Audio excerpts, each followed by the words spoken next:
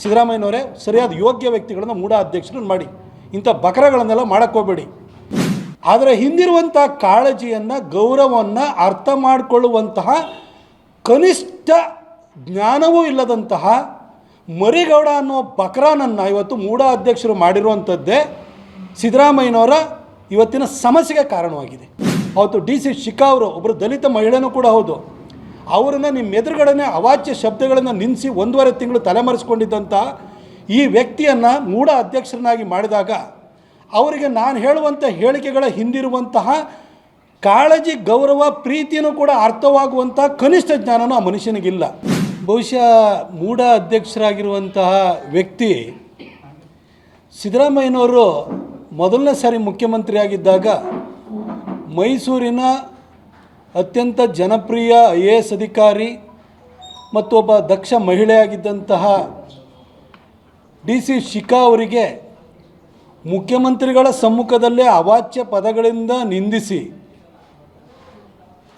Arrest ಆಗೋದನ್ನು ತಪ್ಪಿಸ್ಕೊಳ್ಳೋದಕ್ಕೋಸ್ಕರ 1.5 ತಿಂಗಳು ತಲೆಮರೆಸಿಕೊಂಡಿದ್ದ ವ್ಯಕ್ತಿಯೇ ಆ ಮರಿಗೌಡ್ರೆ ಇವತ್ತಿನ ಮೂಢ ಅಧ್ಯಕ್ಷರು ಅಂತ ನಾನು ಭಾವಿಸ್ತೀನಿ. ಮಾನ್ಯ ಸಿದ್ದರಾಮಯ್ಯ ಸಾಹೇಬ್ರೆ, ನಾನು ನಿಮಗೆ 2 ದಿನಗಳ ಹಿಂದೆ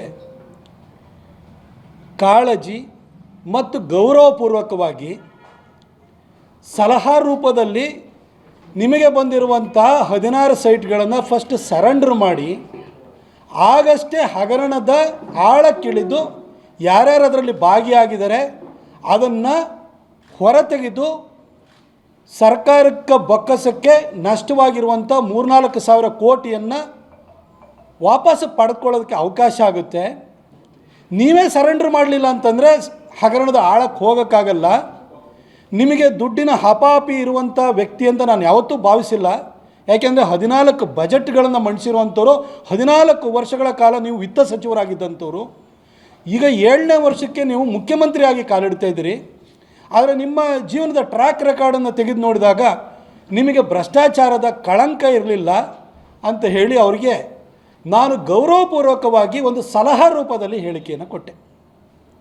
ಆದರೆ ಹಿಂದಿರುವಂಥ ಕಾಳಜಿಯನ್ನು, ಗೌರವವನ್ನು ಅರ್ಥ ಮಾಡಿಕೊಳ್ಳುವಂತಹ ಕನಿಷ್ಠ ಜ್ಞಾನವೂ ಇಲ್ಲದಂತಹ ಮರಿಗೌಡ ಅನ್ನೋ ಬಕರನನ್ನು ಇವತ್ತು ಮೂಢ ಅಧ್ಯಕ್ಷರು ಮಾಡಿರುವಂಥದ್ದೇ ಸಿದ್ದರಾಮಯ್ಯನವರ ಇವತ್ತಿನ ಸಮಸ್ಯೆಗೆ ಕಾರಣವಾಗಿದೆ. ಸಿದ್ದರಾಮಯ್ಯನವರೇ ಸರಿಯಾದ ಯೋಗ್ಯ ವ್ಯಕ್ತಿಗಳನ್ನು ಮೂಢ ಅಧ್ಯಕ್ಷರನ್ನು ಮಾಡಿ, ಇಂಥ ಬಕರಗಳನ್ನೆಲ್ಲ ಮಾಡೋಕ್ಕೋಗಬೇಡಿ. ಅವತ್ತು DC ಶಿಖಾ ಅವರು ಒಬ್ಬರು ದಲಿತ ಮಹಿಳೆನೂ ಕೂಡ ಹೌದು.